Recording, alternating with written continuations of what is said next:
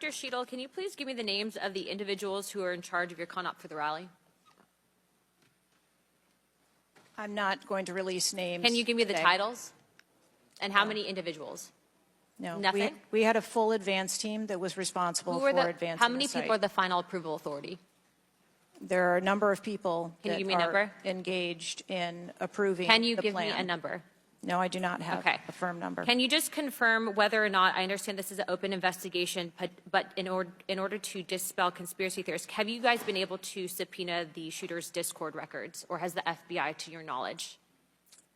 I believe that the FBI is working on those. Okay. Is it factual to say that you have not ruled out that the shooter was working with other people or persons? Again, the FBI is conducting the criminal investigation into the shooter. Can you, at least in an effort to dispel conspiracy theories, can you confirm or deny that? At this time, we do not have that there were any other people engaged. So you believe he's acting alone? I do. Okay. Have you been made aware of multiple eyewitness reporting that there was a second shooter on a water tower? I do not have any information related to any second shooter. Okay, the reason I asked that is because according to testimony from multiple witnesses, they did report that. And again, to my understanding, there were over 40 sniper teams that were briefed by the Butler ESU. And I want to make sure that people are aware, if you're saying that there's not another shooter, that we are able to clear that information, because from this whole entire briefing, it doesn't seem like much information has been able to get out to the American people. So I'm trying to dispel rumors, as I'm sure you understand. Was it true that Secret Service was present at the Butler ESU briefing? There was a briefing between the counter sniper teams that were working on the ground. Was Secret Service present? Yes, to my knowledge. Okay, I want to read you a report from people that seem to be throwing you under the bus and stated that they were in attendance and that Secret Service was not in attendance at the security briefing, according to individuals with knowledge, to also include that the AGR building where the shooter Thomas Matthew Crooks was located was actually not a part of their security perimeter for that. So there was not Secret Service present. It seems as though that when you were asked earlier from Rep. Krishnamurthy about whether or not Secret Service was aware of a threat, you had said no, they were unaware of a threat.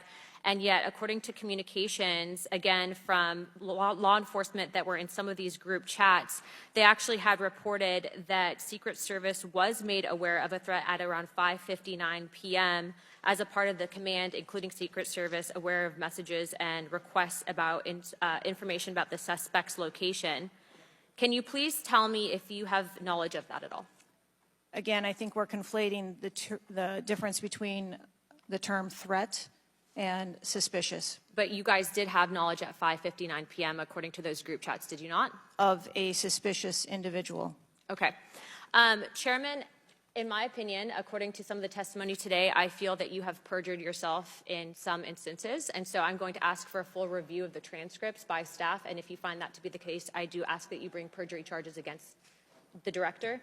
I will say this, it is very frustrating, and I've talked to my colleagues and we've said it to your face, that you have been up here basically stonewalling our ability to get the answers to the American people. And what I will also say is that every single member of Congress does not feel safe with you in charge. You have heard that, and I think that we are all sitting ducks with you in directing the Secret Service currently.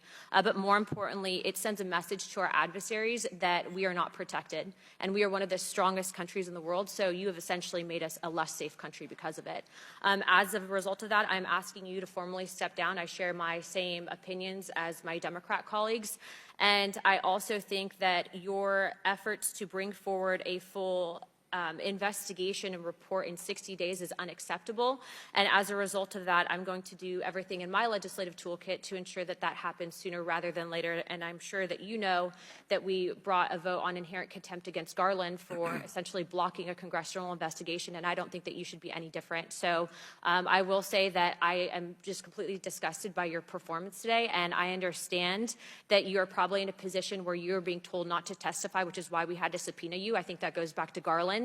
But again, that is part of the flushing that we need to get out of Washington, and I would be happy to assist in that process. Chairman, I yield the rest of my time.